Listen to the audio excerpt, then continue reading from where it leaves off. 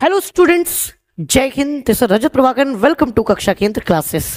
प्यारे बच्चों, आज की शॉर्ट क्लिप में हम एक सबसे पावरफुल टूल जिसको हम क्लास 12th में पढ़ते हैं, जिसका नाम है मैट्रिसेस। तो मैट्रिसेस को देखने वाले हैं।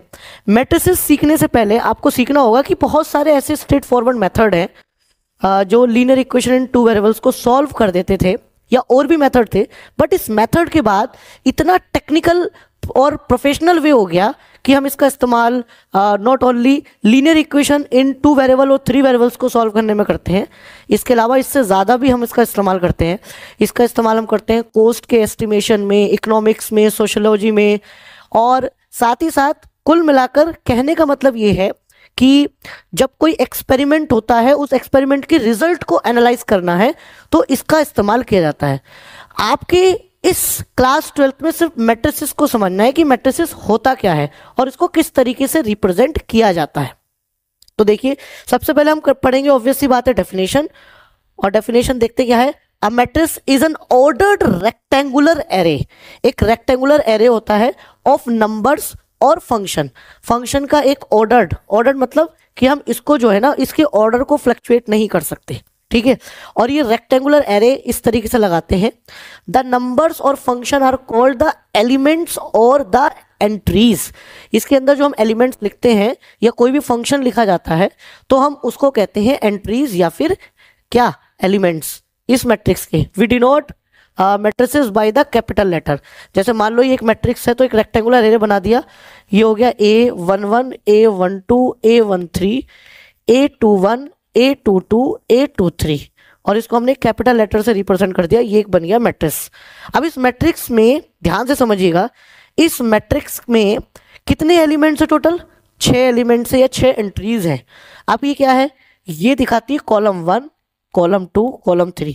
तो ये हो गया आपके कॉलम 1 के एलिमेंट, ये हो गए कॉलम 2 के एलिमेंट, ये हो गए कॉलम 3 के एलिमेंट्स, और ऐसी हो दी गई है इसमें रो 1 और रो 2। तो रो 1 के एलिमेंट्स ये हो गए, रो 2 के एलिमेंट्स ये हो गए। अब इनको हमने A11, A12 कैसे दिखाया है? वही बोला ना उसने कि ऑर्डर्ड है। ये ऑर्डर्ड का मतलब क्या है कि एलिमेंट्स के प्लेस को आप चेंज नहीं कर सकते। जैसे पहला कॉलम, पहली रो, तो एलिमेंट्स बन गया A11, ठीक है। पहले रो को रिप्रेजेंट करता है ये, दूसरा कॉलम को। अब देखिए जरा, पहली रो है और दूसरा कॉलम है तो ये एलिमेंट बन गया A12। ऐसी पहली रो है और तीसरा कॉलम है, ये बन गया A13। तो कुल मिलाकर कहने का मतलब क्या है कि पहले रोज को रिप्रेजेंट किया जाता है, फिर कॉलम को रिप्रेजेंट किया जाता है, और पर्टिकुलरली एलिमेंट का एक स्पेसिफिक ऑर्डर होता है जिसको आप चेंज नहीं कर सकते, और इसलिए इसको बोला जाता है ऑर्डर्ड रेक्टेंगुलर एरे। कुछ नहीं होता, एक सिंपल सा एक मैट्रिक्स को रेक्टेंगुलर एरे में लिख दिया जाता है, ठीक है। और इसमें पर्टिकुलरली जो एलिमेंट्स होते हैं या एंट्रीज होती हैं, उन एंट्रीज को हम कहते हैं ऑर्डर्ड में होती है। मतलब कहने का मतलब ये है। इसके अलावा इसके बारे में और डिटेल में पढ़ेंगे, क्योंकि इस क्लिप में हम सिर्फ मैट्रिसेस को ही पढ़ने वाले हैं, ठीक है। जैसे मान लो एक और मैंने लिख लिया आपके सामने मैट्रिक्स, जैसे लिखा मैंने sine square theta cos theta 0, और उसके बाद आ गया cos square theta sine theta -1, 1, 0, 1।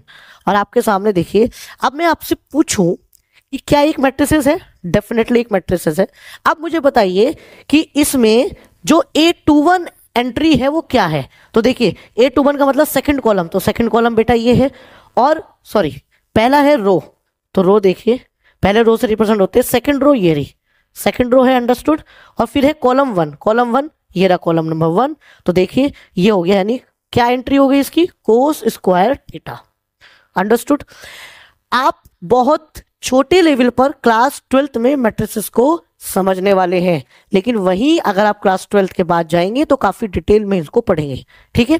इसके अलावा अगर मैं आपसे कहूं कि A31 एलिमेंट बताओ, तो थर्ड रो ये रही बच्चे, और पहला एलिमेंट क्या है? 1 है, राइट, अंडरस्टूड हो गई।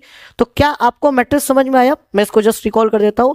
मैट्रिक्स एक रेक्टेंगुलर एरे में एंट्रीज और एलिमेंट्स को लिखा जाता है, और साथ ही साथ इतना ही नहीं, ये जो एंट्रीज होती हैं ये ऑर्डर्ड होती हैं।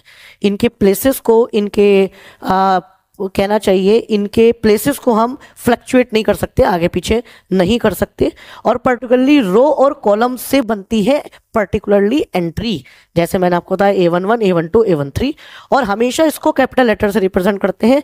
छोटी सी बात का ध्यान रखना, अगर आप इसको रेक्टेंगुलर एरे में लिखेंगे तो ये मैट्रिक्स है, अगर इस तरीके से लिखते हैं तो ये बिल्कुल भी क्या होगा, मैट्रिसेस नहीं होगा। Got it? So I believe आपको बहुत अच्छे से matrices on the basis of definition clear हुआ होगा। ऐसी और मजेदार और इन्फॉर्मेटिव वीडियोस के लिए जुड़े रहिए हमारे यूट्यूब चैनल कक्षा केंद्र के साथ। Thank you.